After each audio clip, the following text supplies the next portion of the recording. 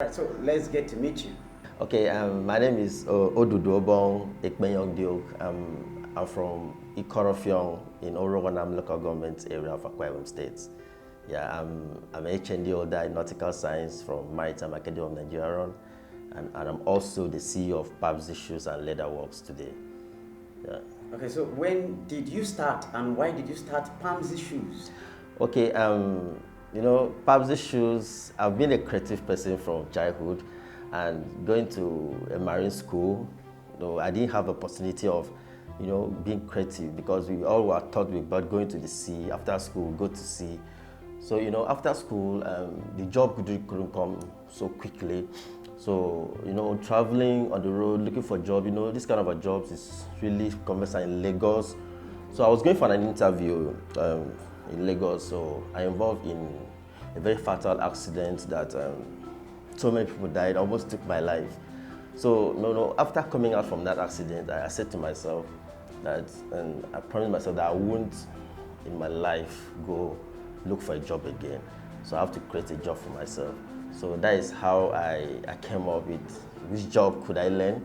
So I see myself making shoes today, not just because I really wanted to, but because I was motivated by no job in the country, So where I was where I was recuperating after the injuries I had during the accident, yeah. So someone was making shoes where I was living actually. In local I was doing shoes. So when I would be on my crutches, I would be jumping to a shop, I would just be sitting down, on a very plain move, looking at I fell in love with the craft, I fell in love with what he was doing, and I saw he was making money. So when I started, it was just a child's play where I would just pick up my phone, I'll make a shot of what he's doing, I'll post it on Facebook. I already had so many friends in the school. People started, asking about it. That is when I get into my brain that I can do this, I can make money. So that is how I started learning. I went into the business of making shoes. So far, what has been the challenges so far, and how have you been able to overcome them? Yeah, the core challenge that we have in this part of the country is patriotism. It's when I started, it was very hard for you to do something and people believe in what you do. It was very enormous that you do something, they'll say, because it's you that is doing it, it's not going to be a good one. So, but now I think the idea of made in Akwa Ibom goods have really evolved. People now believe in what we do. People now believe that, okay, if I Akwa Ibom son, if someone from this side can do something, I think we are doing better. And over time, that fear of not buying any goods that is made here has really washed away. So we are at the verge of, let me say, that was a very core challenge I really had from the beginning. But now I think the challenges is fading off. It's fading off, yeah. All right, thank you very much. So what has been your motivation ever since you started? You talked about you involving in an accident, and because someone who was making shoes was closer to where you reside, that actually spurred you up to go into the craft. So what has been your motivation to keep you on the job?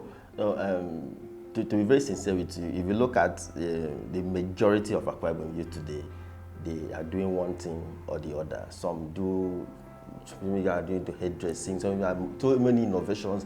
Like that's what we have a main Akwa Ibom show in Uyoya, you know about it. And I'm also a member of that corporation.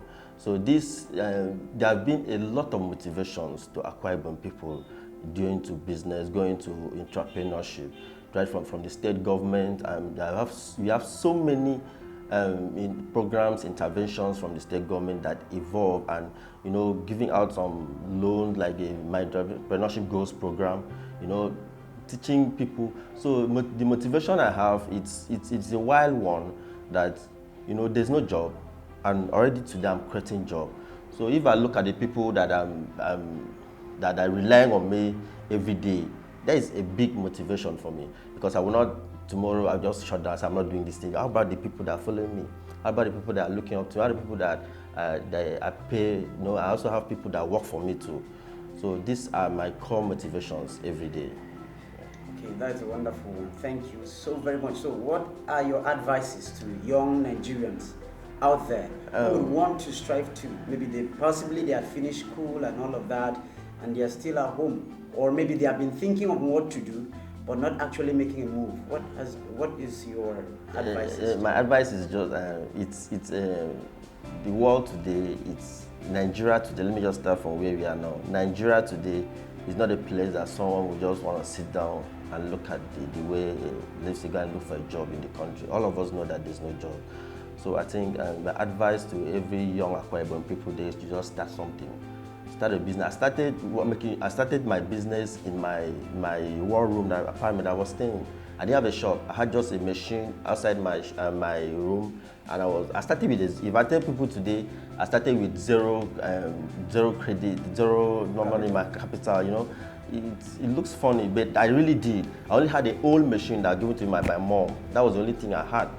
I'll be borrowing this last for people. I'll be doing, you know, I started from there. Today I'm here not just because it's not just because I wanted to, but the motivation I see from people every day, it keeps you going. You know, so I'll advise people like me, if you come to me, perhaps I like this craft, I want to learn shoemaking, even though you don't have the money to pay.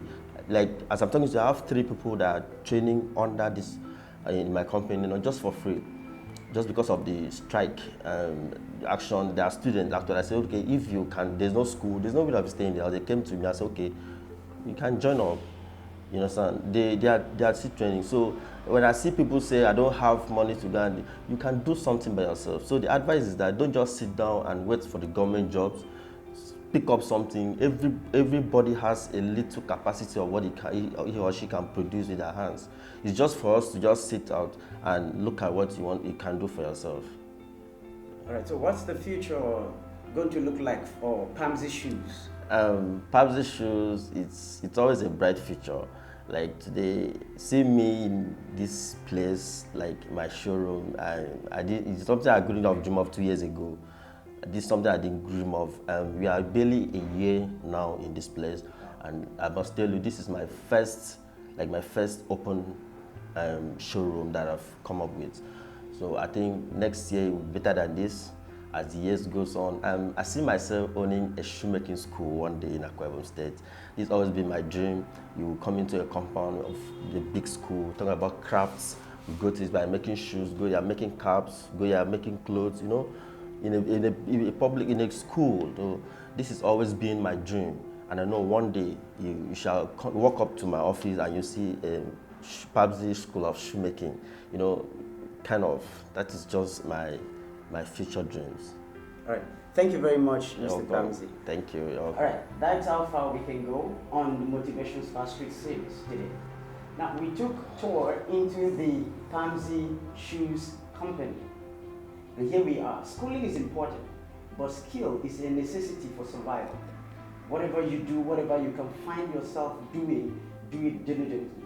And I assure you, the sky will not be the limit but the starting point. As we all know that he said earlier on that he has gone to school, but he's doing a craft that is not common at all.